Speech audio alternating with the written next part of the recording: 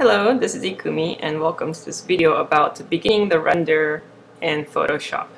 So I'll show you in this video how I render things with my personal style I've been trying to develop, which is the hand-drawn sketch with very expressive lines, and I really want to create this natural, alive feel, if you know what I mean. I spend a lot of time with dead things and they definitely look different from live things, so I want to recreate that live feeling.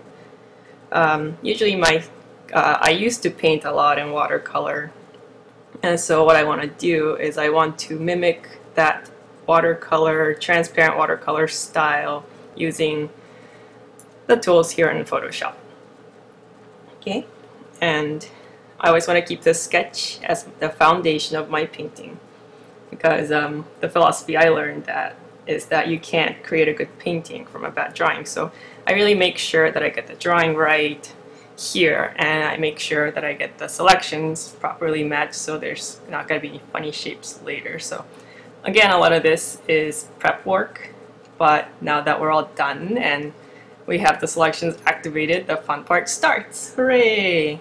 So when I paint, like I told you in the previous videos, I have a sketch as a transparent layer, and then I have the background color, and where I do my renders is in between the background and the sketch, because I don't want to cover the sketch lines with my paintings, right? So it doesn't happen in watercolor very often.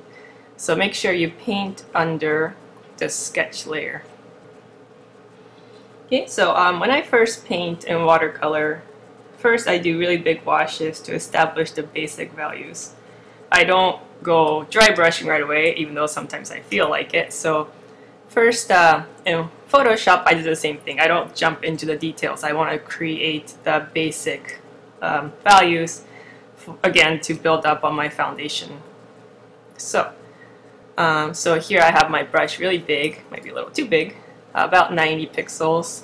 I have this tool preset. I just call it Basic Airbrush. And you can see here it's a really soft edged, really basic brush, nothing really special. And now that I have my selections activated, I don't have to worry about going outside the lines, which is great. So it's kind of like I already have my liquid mask on. So this is going to be really broad and quick, and I try not to get stuck on anything. It's just like, trying to establish basic values. So in this vertebra example, I know that the section with the foramina here is lower than the vertebral body and the lamina, etc. facets. So I'm going to make that darker. As you know, usually in scientific and medical illustration, you want the light to be coming from top left. So the right side will be naturally darker. It's really helpful if you have some sort of a reference by you, of course. You don't want to be making stuff up.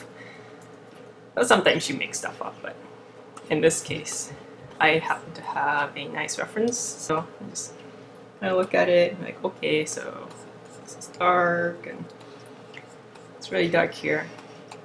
And one thing you want to think about when you're making these marks is that you're staying really broad, but you're also thinking about how your render is going to take effect when people look at it.